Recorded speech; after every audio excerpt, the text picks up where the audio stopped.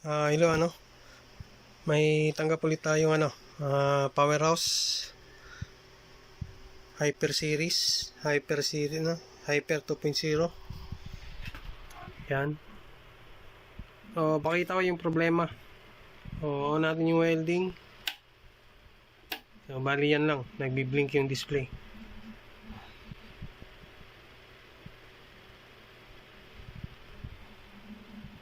Try nating buksan to, tapos alamin natin kung anong naging problema ng nagbi-blink ng ganyan sa Powerhouse Hyper Series. So, ito na yung loob ni Powerhouse Hyper Series. Yan. Sobrang dumi. Pati yung PWM board natin natabunan ng alikabok. Try muna natin linisin to, baka yan lang yung cause ng pagbi-blink.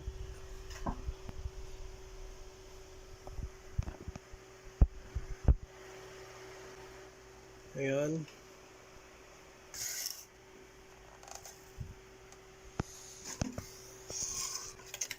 Tapos dito. Bali, linisan muna natin to sa labas gamit yung compressor natin para mawala yung mga alikabok na yan. Dito na ulit yung Powerhouse Hyper Series. So, kita nyo naman, malinis na yan. Wala na yung mga alikabok. Pero try nating pandarin. Baka sakaling mawala yung blink na yun. Baka naging cause nun marumi lang. On natin yung extension. Tapos dito tingin tayo. Patayin natin yung ilaw. On natin. Ayun. Blink pa rin. Walang nangyari doon sa alikabok na nawala.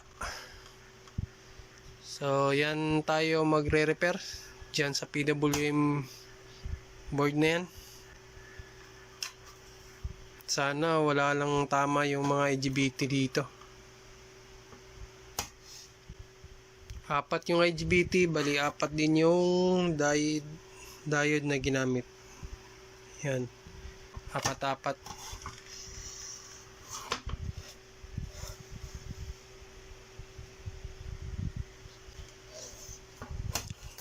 Tapos meron din tayong board yun ito. Mamaya ko na ipapakita, Bali, baklasin muna natin yung board sa chassis para masimulan nating matroubleshoot to. Pero pagka ganun ang problema, alam ko na yung problema nun. Siguro alam nyo na rin yung problema nito pag nagbi-blink yung mga ganitong problema ng welding machine. Bali, andito na yung board ni Powerhouse Hyper Series. So, bali, tinanggal din natin yung PWM. Ito yung PWM nya kasi nagbi-blink. So, mamaya ituturo ko kung saan ang papalitan natin dito, Tapos tinanggal din natin to. Dito yan nakalagay kasi maglalagay tayo ng power supply natin. Tapos yung heatsink din ng IGBT tinanggal ko na kasi tatanggalin ko rin to mamaya para i-check ko mamaya pag naayos na natin yung PWM kasi nagbi-blink yun So nandito yung problema nun. At saka kung ang iba nagtatanong, gusto nila makita yung laman ni Hyper Series ni Powerhouse. So ito lang yun. Bali 4 na IGBT, tigda 2 yung gamit. Yan. Bali 4 din yung diode. Tapos yung likod nito, yan, wala na.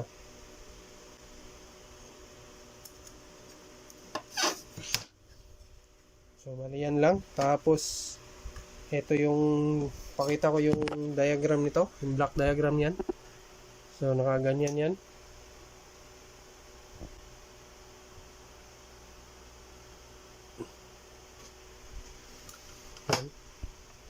Ito yan.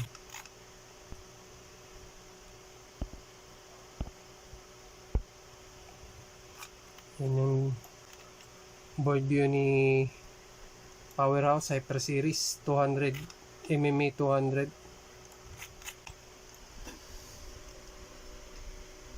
Kaya di tayo nag-alala pag may parts na nasira dito na hindi na natin kayang i-trace kung anong value. So meron tayo nun.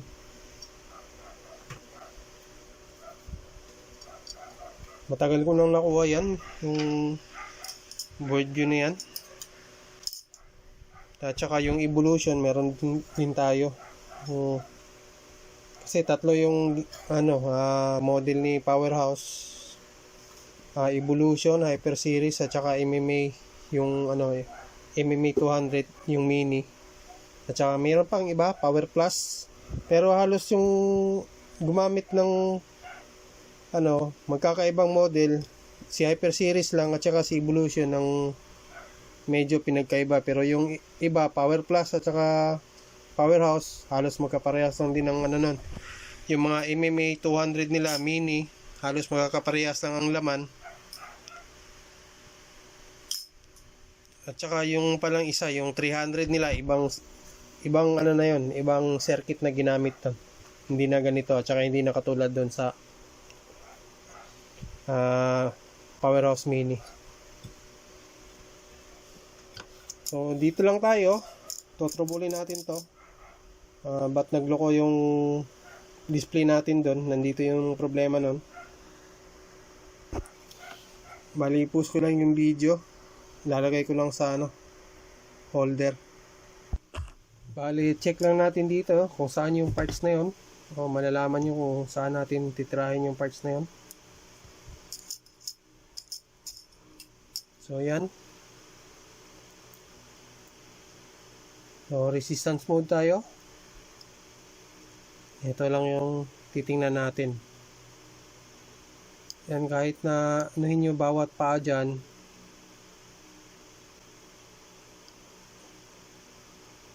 okay lang yan. Basta hindi lang pumalo ng ohms.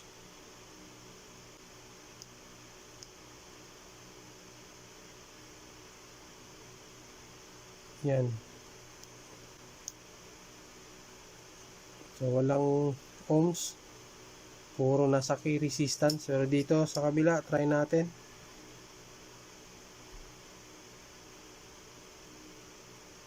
Ayun. Merong nag 278 ohms. So pagka nakakita kayo ng ganyan, possible ito na yung problema natin. Yung isang lang, yung laman nito, isang in channel at saka P channel, so nasa kanila yung nagka-problema. Balik natin dito. Testing natin yung LED. Yan, 280 ohms talaga. So hindi naman shorted, nagkaroon lang ng resistance. Yan to. So bali dalawang paa sa baba, dalawang paa din dito sa taas yung same reading. Tapos dito yung dalawa sa baba. So wala na, okay na, mig na.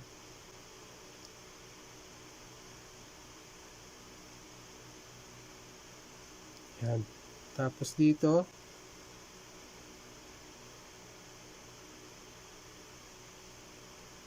yan, okay.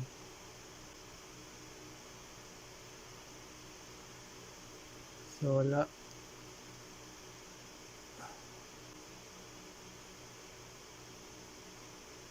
Tapos dito. So bali yan walang problema yung isa, kaso nga lang papalitan natin yung dalawa para parehas bago yung mailagay natin. Depende na sa inyo kung yun lang din ang sira ang papalitan nyo, pero sa akin pinapalitan ko yan. Kahit na dito banda at saka yung minsan naman isa lang din pinapalitan ko pagka wala akong masyadong nakitang problema, pero dito papalitan natin ng dalawa to. On natin yung hot air natin.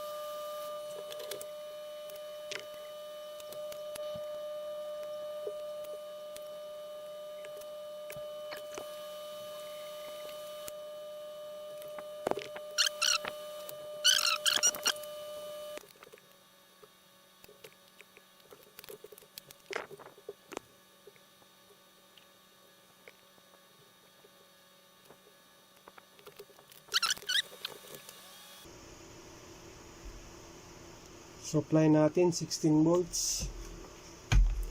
Hindi ko napapakita yung ano, yung dun sa taas yung power supply natin. Dito na lang. So, yan. Yan, gagamitin natin supply 16.38.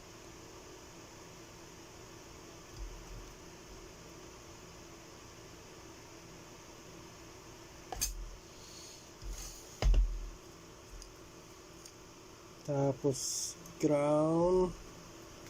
Kaya tayo naglagay ng resistor dito para supply dito sa N channel at saka P channel MOSFET natin. Kasi magkakaroon lang ng supply to pagka nakakabit na sa board, ano.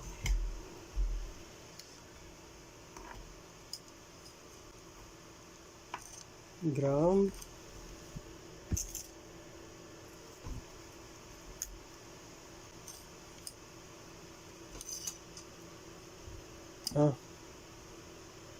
Dito na lang para isahan na. Isa dyan. Tsaka isa rin dito.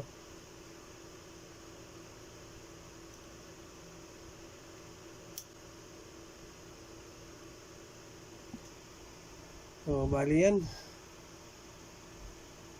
Tapos oscilloscope natin. Frequency, duty cycle, tapos supply lang.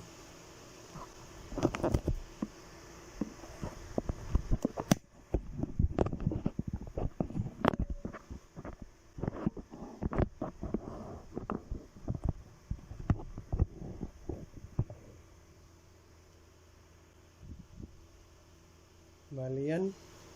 So, tingin tayo dun sa scope natin.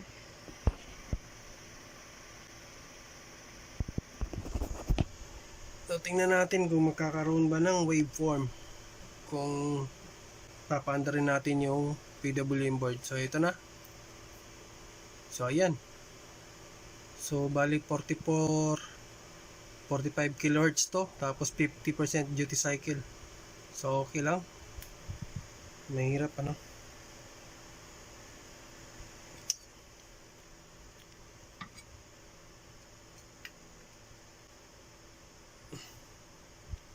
Paano ba?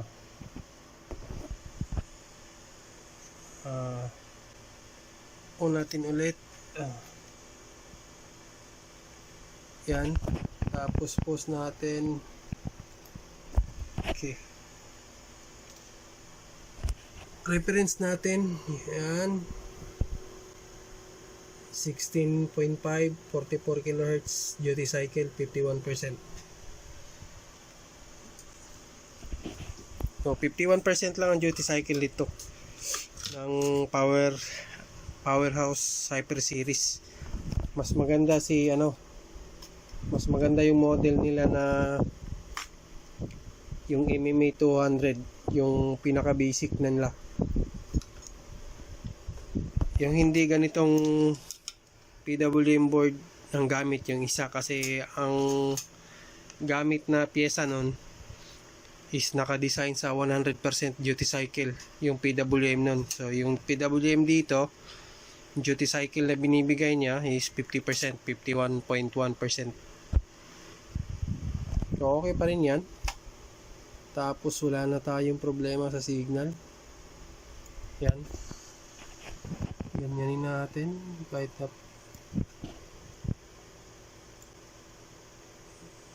bali okay na yan.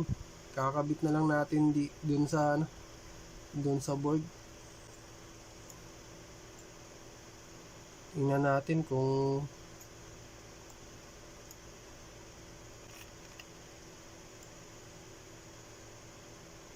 buo talagang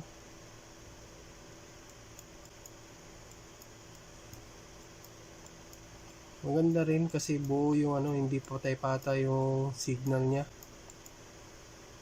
So buo siyang nakukuha.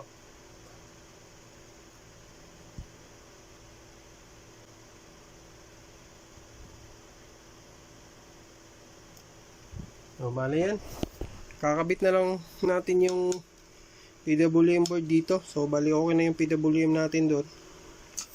Tapos ito yung dalawang pyesa na pinalitan natin. Yan. Na nandito yung cost na nagbi-blink yan. Tapos nagpalit tayo ng dalawa. N-channel at saka P-channel MOSFET na magkasama sa isang IC.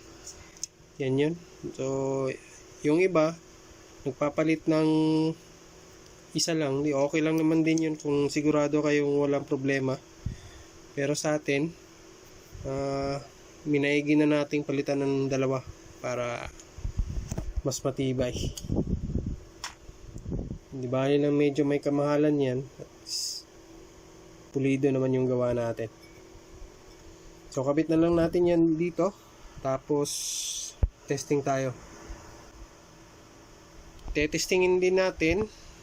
Hindi muna tayo gagamit ng power supply niya kasi hindi pa natin alam yung yung IC. Baka isa rin sa dahilan yun na nagbi-blink, pero yung tansya kung yan is nasa nasa mga 5% lang kung problemado man yan o hindi mostly nandun sa natin PWM. So post ko na lang yung video kasi kakabit ko na lang para hindi masyadong haba yung video natin. So nakabit na natin yung PWM board yan, yung maliit na yan.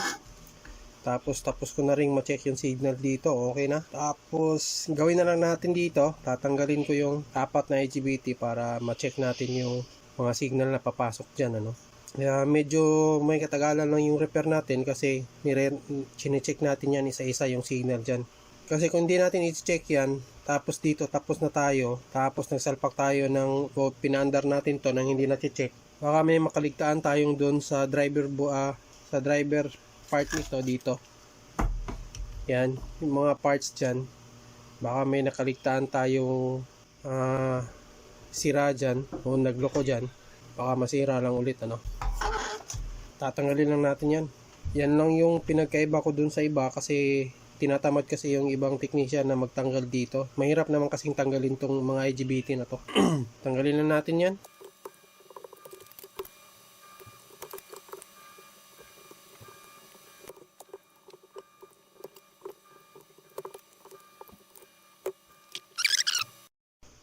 Balik tayo dito Bali naglagay na tayo ng supply natin. So ayan.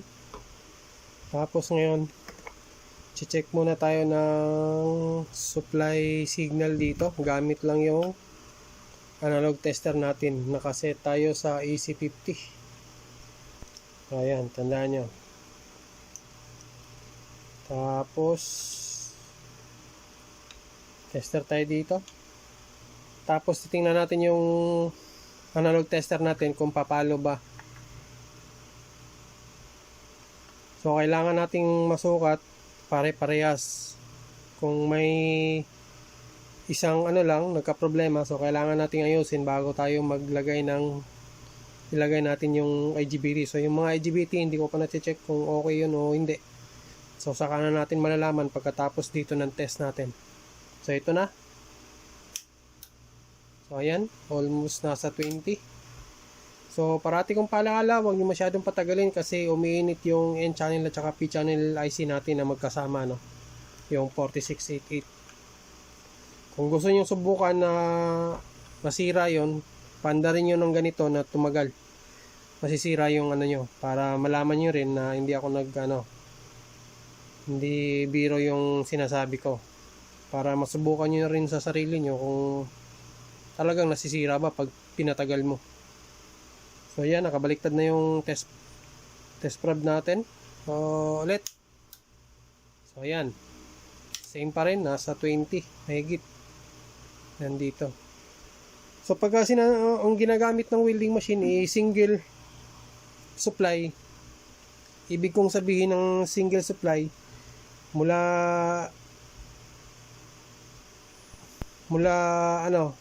op-amp, PWM at saka dun sa MOSFET, isang supply lang ginagamit nyo. Kaya dito nyo ma-check na pag binaliktad nyo yung tester nyo, Kung good yung N channel at saka P channel MOSFET natin, dapat parehas yung reading na makukuha nyo katulad nung nakuha natin dito kanina. Kahit na baliktarin nyo yung tester, dapat isa lang. Pero pag dual, siyempre magkaiba yon. Isang mataas at saka isang mababa. So dito ulit tayo sa pangalawa. So ayan. Okay lang din. Baliktarin ulit natin.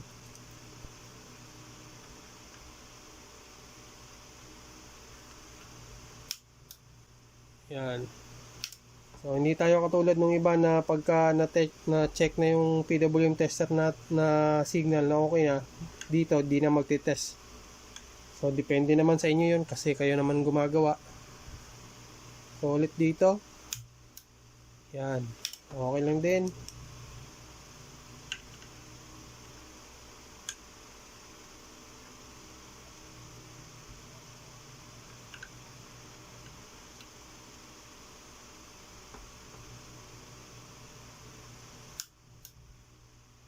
So isa lang.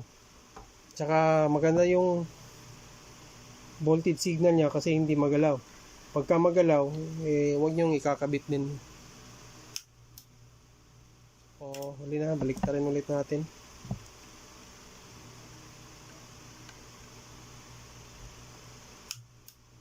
So ayan. Tagalin natin ng konti. So hindi magalaw.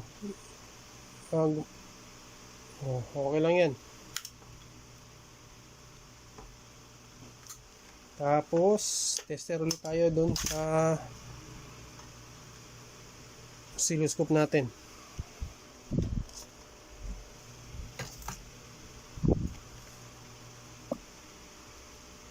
So, kailangan, pagka sa oscilloscope, yung pointed, parating naka-clip sa gate to. Para tama yung reading na mababasa nyo. Kasi pag binaliktad nyo, mag-iiba yung reading, baliktad din. Tapos pag humingi kayo sa akin ng kunwari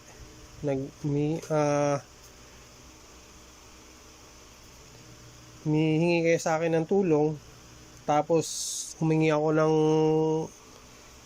waveform kung may oscilloscope kayo, tapos pag sa tingin ko mali yung binigay niyong waveform, malalaman ko sa waveform pa lang. So dito, yan.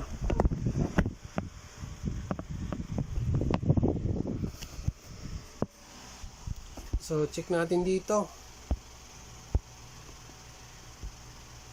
Tapos on natin. So ayan, okay. Hindi ko pala nalagay yung top tsaka frequency, duty cycle. So balikan natin. So ayan, kita nyo yung duty cycle is 43.2%. Frequency natin is 45.45 kHz. Tapos reference voltage natin is 19.8. Tapos yan yung waveform natin. So dito pa lang yan. So lipat natin dito.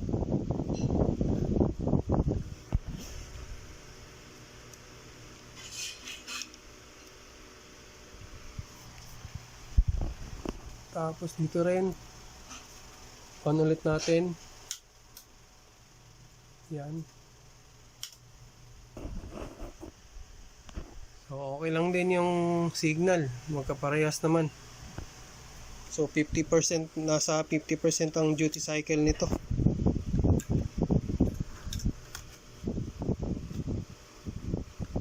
Tapos kaya naman tayo nag-oscilloscope para sigurado yung gawa natin. Walang supply pagka nagkapit tayo ng IGBT. Tapos dito, balik tayo dito. Yan. On ulit natin. Yan. So magkaparehas lang yung waveform nila. Tapos panghuli na.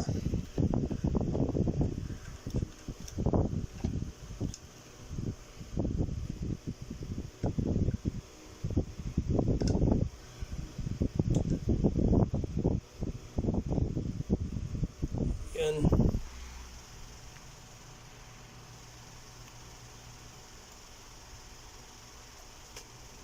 On ulit natin. Yan. Oh, parehas lang yung mga waveform nila. So, hindi na tayo nag-alala pag naglagay tayo ng IGBT. Siguradong hindi masisira yun. 100%. So, ngayon, check na natin yan. Check ulit natin yung IGBT natin.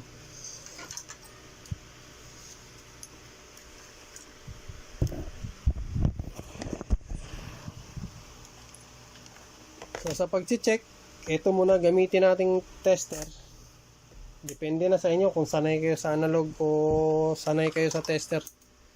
Paano yung resulta ng good at saka bad sa tester nyo, no? Nasa inyo na yun. So, dito, ganyanin lang natin para isahan na. Pinatong-patong ko lang lahat yan para hindi magkano. So, test tayo ng pinaka-sensitive na tester nyo. Sa akin, nakaset to sa yan, microfarad. Para ano. So, sa akin, ganito ako mag-test. Depende na sa inyo, no? Pero sa akin, pwede nyo rin gawing reference yung tester ko. So, ito na. Yan, kailangan yung gate, black, at saka yung IGBT natin pula. Kailangan mong i-trigger yung dalawa na yan para makuha mo yung ito. Yan. Kasi yung dito naman may diode kasi yan dyan. Tapos pag pinatay mo yan, dapat pipitik ng ganun. So patayin na natin. Yan o. Ganun din dito pagbalik yan. Yan yung pinaka-importante na dalawa na yan. Trigger ulit natin. Yan. Tapos patayin ulit natin. Yan. So sa akin, sanay na ako dito. Pero pagka may high-end pa kayo na tester, pwede nyo ring gamitin yon. Depende na sa inyo.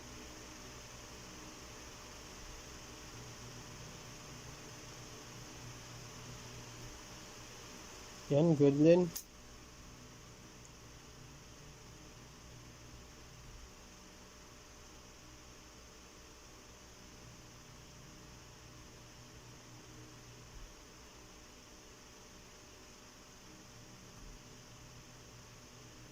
Yan, good din. Kailangan sanay kayo sa tester nyo, ano, para ma-determine nyo kung sira o hindi. Kaya ako naman inaangat yan. Naglalagay ako kasi matatouch natin yung collector pag dito sa mesa. Masyado kasing sensitive minsan. Minsan gumagalaw pa yan. Kaya pinatong natin. So panghuli na. Yan.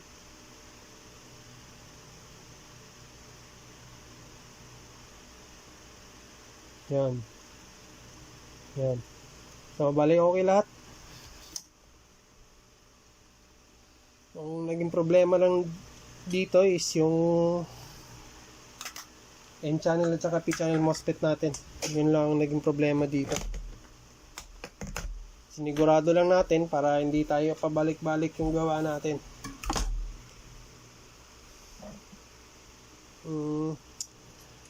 Paano ba? Makita nyo naman paano ko tinanggal to, ano? So di ko na siguro papakita paano ibalik. Ganon din naman ang process eh.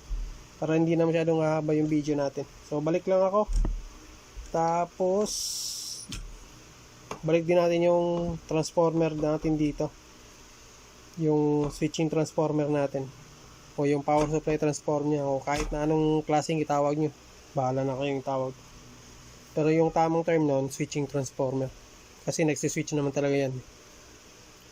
Ay, yung trabaho niyan, parang nagsiswitch lang. Ito yung gumaganang nag-switch, nagbibigay para lumabas yung voltahe na AC.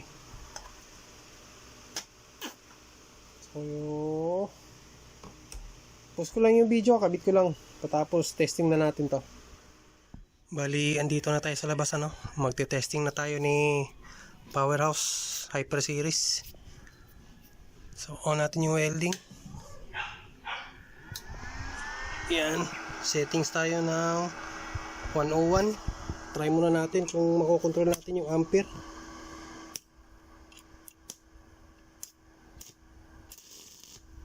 Yan. Okay naman. Punta tayo ng 47.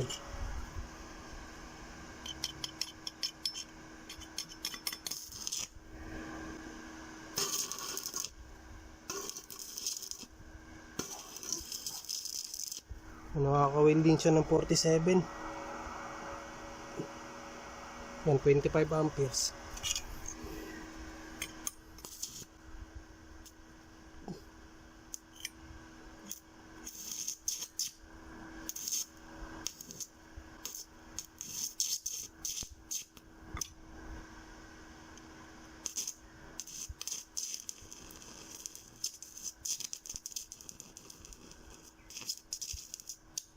Nakaka-welding siya, kaso mahina nga lang. So, testing tayo ng ano lang,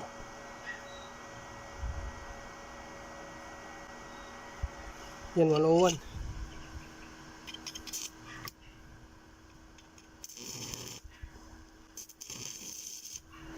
So, welding tayo.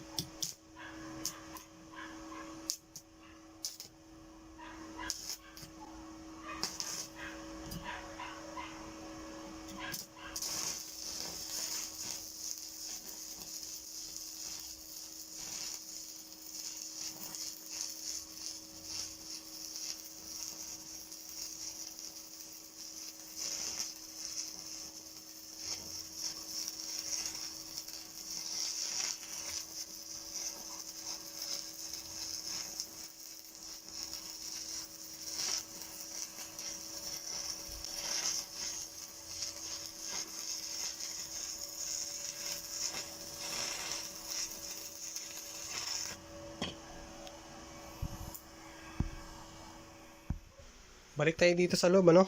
Inassemble ko na si Powerhouse Hyper Series. At saka nakita nyo naman yung testing natin doon sa labas. Nakaka-welding siya ng 25 amperes. So medyo yung 25 amperes niya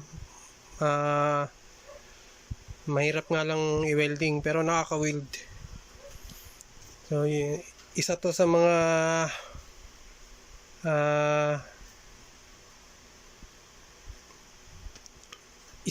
edge ni Powerhouse na yung mga below 50 amperes talagang si Powerhouse nakaka-welding dun.